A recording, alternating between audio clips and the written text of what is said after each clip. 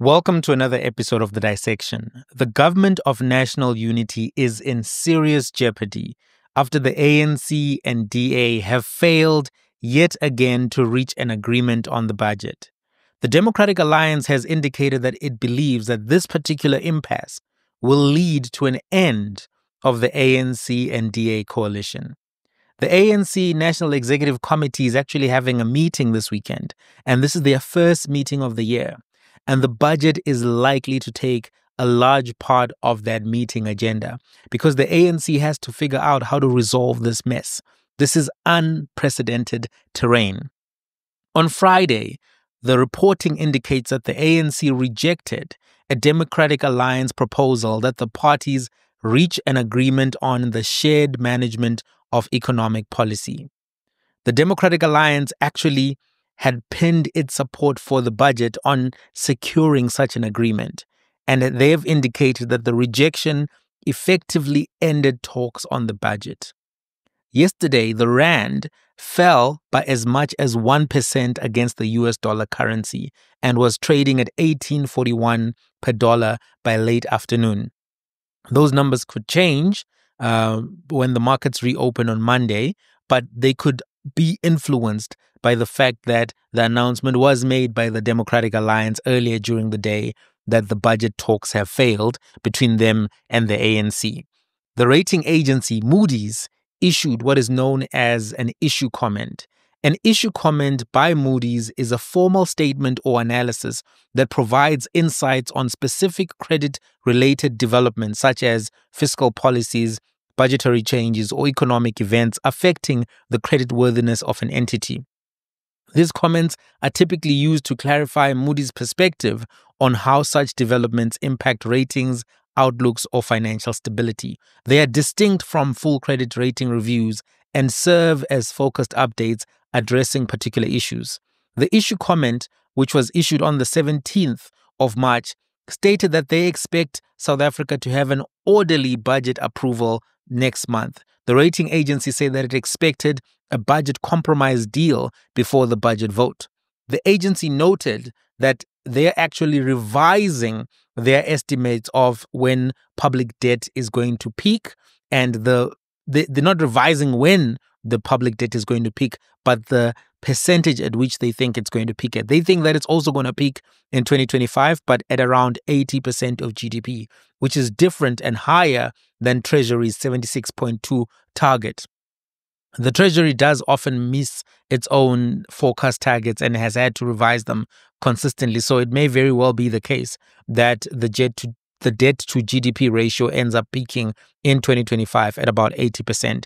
Moody's said that the political disputes would complicate efforts to find new funding sources to address rising social spending pressures in the coming years, while growth remains relatively low or stagnant. Their baseline assumptions for the GNU factor in these frictions, such as the disputes between the coalition partners. They actually said that budget revisions at the parliamentary stage, they're new to South Africa, but they're not unusual for coalition governments in other countries. As such, they're not necessarily overly worried, but their baseline was for the GNU to reach a compromise, leading to an orderly approval of the budget. That's what they were talking about and pushing for. Moody's warned of long-term implications for the ANC and DA coalition should the ANC get the support it needs outside of the governing bloc, saying the GNU's future would also become more uncertain if the government had to rely on votes outside the coalition to pass the budget, increasing doubts about its ability to deliver on economic and fiscal reforms. The first deadline for Parliament on the budget is the 1st of April, when the Standing Committee on Finance must adopt a report on the fiscal framework for tabling in the National Assembly. This deadline is actually a little bit flexible, and the fiscal framework can be passed as soon as reasonably possible. But that's when things will really start cooking in terms of when we start to see how parties are going to vote in committees, how they're going to conduct themselves in committees. Before I go on, I want to say the book lab is now live.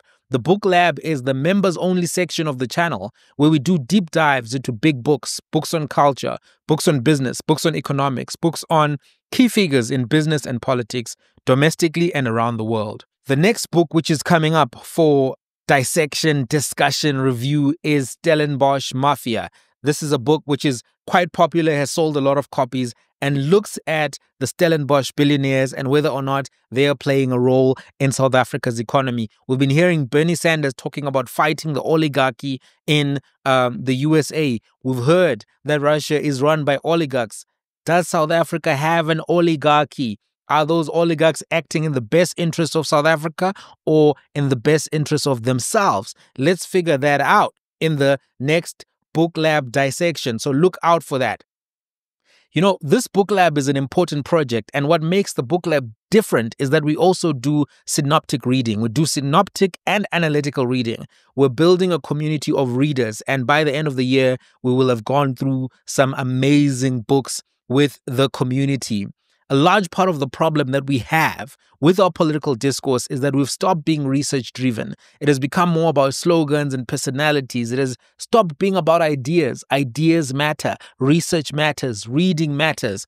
The Book Lab is an initiative to solve that. We have a curriculum of books which seeks to take the esoteric and make it public. We cannot fix Africa without improving our understanding. The other part of the problem really is that podcasts have become about umjolo and drama. We need podcasts about big ideas and big issues of the day. We need podcasts that are grounded in reading, reflection, research-driven analysis. Umjolo and drama podcasts are okay. You need some, spice in your life every now and again. But when the whole space is umjolo, DJs, and drama, it's a problem because we can't have every podcast be about who smashed who broke up with who must make pap at the braai, who must bring the plate at the braai, what happened in the last sports match. We get drama while those who exploit Africa get richer if all we consume is that pap of drama and, umjolo. So join the book club now by clicking the join button on the YouTube video or in the YouTube page, Mighty Jamie TV. We are already over 80 members. We're targeting crossing 100 members, going beyond that so that we can begin to have Zoom discussions of the books along with the book dissections. It's going to be a great project. It's going to be great for the community, great for YouTube. So let's do that. Let's get part of the book club, book dissection. We've already got 2 books out that have been dissected, and we're going to be doing more. So jump on that. Jump on that bandwagon. Don't miss this bus. Let's go further into this particular discussion and this particular episode story. A top Democratic Alliance negotiator said the party had told the ANC that it would effectively end the GNU if it passed the budget without the DA support. The Democratic Alliance leader, John Steenhuisen, told the media that he had said from the beginning that the party was in the GNU to grow the economy and to create jobs.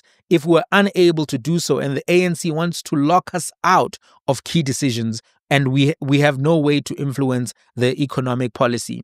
A Democratic Alliance source said the ANC has chosen political control over the future of the country. The ANC doesn't care if South Africa becomes a wasteland as long as it is an ANC wasteland. Objectively, the ANC's economic policy has failed. GDP per capita is lower than it was 10 years ago. Debt is at 76% of GDP. People are already overtaxed. The DA is trying to get the economy back on track, but the ANC refuses to share even a little control over the economic agenda. On Friday, the ANC Secretary General Fikile Mbalula told journalists on the sidelines of the ANC's NEC meeting that the political negotiations on the budget remained wide open and that the party was engaging with all parties. We've already seen MK has said nope. We've seen Action SA, they've said nope. We've seen EFF saying get the DA out of there and we don't want a VAT increase. So we don't know whether they'll get support from the other parties. IFP has said yes, but Freedom Front Plus, Action SA, Democratic Alliance have said no. So right now they're looking in a tricky position. Reporting from other publications indicates that ANC sources are saying that the DA was actually willing to accept the 0.5% VAT increase if the ANC can make compromises on Bella, NHI, as well as the Expropriation Act. Now, let me give you my thoughts quickly on where things stand right now. this is definitely unprecedented terrain for the ANC. And I think they've overplayed their hand with the Democratic Alliance, right? Why am I saying this? The overplaying of the hand came from the fact that they passed several laws which they knew that the DA was not going to be in favor of. The Basic Education Laws Amendment Act, the National Health Insurance Act, the Expropriation Act. They knew that the DA was not going to support these particular pieces of legislation. Then further than that, they failed to consult with them comprehensively before the tabling of the first budget, which was the one that failed, which got us to the second situation where it was tabled much later. And now we don't know whether the ANC has the votes to go ahead with this. I actually think that the ANC had to show more respect to the Democratic Alliance. Why do I say this? The reality is that the Democratic Alliance helped the ANC prevent the MK party from taking over KZN.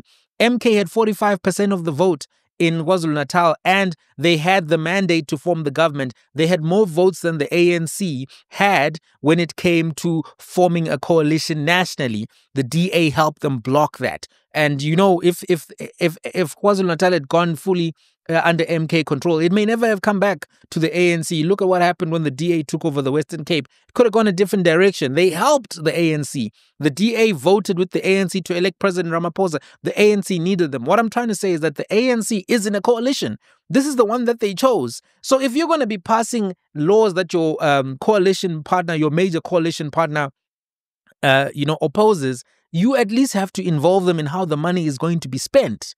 You can't have it both ways. You can't have your cake and eat it too, bake it and fry it too. You can't do that. You can't do that. If you're in a coalition, you do need to compromise and you do need to work with the major partner in that coalition. The ANC added 8 other parties to the coalition to be able to create this narrative that it was more than just a DA and ANC coalition, but the reality is that it's a DA and ANC arrangement first and foremost. In light of that, they have to work with their partner. Looking at it from the DA perspective, they are justified to use their leverage in the budget vote to try to actually get some concessions and to reset the relationship. Right? They are being moved from being a co-pilot to being a VIP passenger in first class. Yeah, you got a few ministries, but just sit there and behave and watch us run the country, which is how they feel. From their perspective, I think they're justified to try to reset this relationship. In fact, I also think that it's good for the DA to have more oversight of the money. There was a story on Thursday about how the Nelson Mandela Bay Metro Executive Mayor, Babala Lobishe, on Thursday unsuccessfully tried to get the council to write off 3.2 billion in fruitless and wasteful expenditure. Nelson Mandela Bay has the highest amount of fruitless and wasteful expenditure in South Africa, and it increased by 2 billion to stand at 24 billion rands. This is part of why I think the budget VAT conversation is a misleading conversation in and of itself. If you want to target debt, you want to improve the finances, deal with wasteful, irregular expenditure, deal with that stuff, because there's a lot of money that's going there. The total amount of tenders in the attempted Nelson Mandela Bay's expenditure write-off attempt was 286 tenders. Electricity and Energy Department, 30 tenders. Human Settlements Department, that's Edwin Sodi's type of department, 54 tenders. Infrastructure and Engineering Directorate, 163 tenders. Public Health Department, 3 tenders. Sports, Recreation, Arts and Culture Directorate, 36 tenders. 286 tenders where they attempted to write off the irregular and wasteful, fruitless and wasteful expenditure. So what I'm trying to say is that I think that the DA needs to have some oversight of how the money is being spent. The Democratic Alliance is much better than the ANC at managing municipal finances, and the value that they can bring to the GNU is tempering down the irregular, fruitless and wasteful expenditure in municipalities. I think that's value that they bring to the coalition. Give them some space to do that. Compromise with them. Questions that will remain at this point. Will the Democratic Alliance formally leave the coalition at this point? I don't think so. I don't know what you think. Tell me in the comment section. But I don't think so, because there's still some time between now and the hard budget deadlines. I think they want to show that they're not backing down, and this will require them to vote no in the various committees when this issue comes up. But they may have to think about it more seriously if the ANC gets a deal from somebody else, right? But at this point, I don't think they're leaving. Will the rand keep falling or fall further on Monday? Well, I think the markets are basically inactive during the weekends, but they're also taking a wait-and-see approach. So when we get to Monday, we'll get a clearer picture. But I don't think that much is going to happen on Monday. I think the markets are taking a wait-and-see approach. The ANC NEC will make an announcement, and that will give the markets a better indication about where things stand. We'll see the Sunday newspapers, what they say as well. But the markets seem to be waiting to see everything and see where the chips fall before making drastic movements. But we know that the markets are against an ANC MK coalition. They are against an ANC EFF coalition. They're not enthusiastic about that. They want this coalition to work. We heard from Adrian Gore, who is basically the president of the CEOs, speaking about how the GNU is, basically holding the middle, and that's what they want. So we'll see what happens. If something major happens and the ANC ends up in the arms of the EFF, I think that will shake the rand, that will navigate the rand a particular direction, because as you can see right now, it's shaky. And as you can see, Moody's and other rating agencies were already saying that, listen, we need you guys to get a deal done. And I don't think it's unreasonable for the DA in this particular instance to raise their hands and say, but look at what these guys are doing. From that perspective, I think they have a case. And to be honest with you, I think they need to have some line of sight of the money if the coalition is going to stay. Otherwise, start from scratch, get a new coalition. Let's see how that plays out. Let's see who the new ministers are going to be. Anyway, that's what I think, guys. What do you think about this development and everything that's going down? Don't forget, join the book lab. We're doing great dissections there. We need to grow our knowledge base so that we can grow our prosperity base. Till the next one.